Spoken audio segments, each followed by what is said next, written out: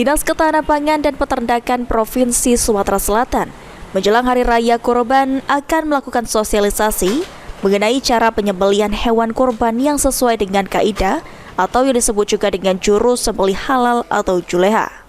Kepala DKPP Sumsel Ruzwan Effendi mengatakan akan mensosialisasikan tata cara penyembelihan hewan kurban yang sesuai dengan kaidah atau yang disebut juru sembelih halal.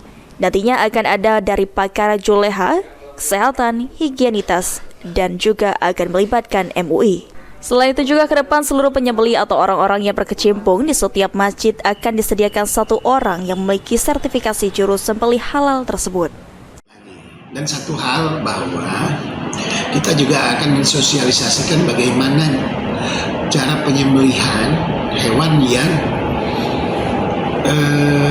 sesuai dengan kaidah, yaitu juleha, juru sembelih halal. Nanti ada beberapa dari pakar juleha, kemudian dari pakar kesehatan, dari pakar higienis sanitasi, dan semuanya.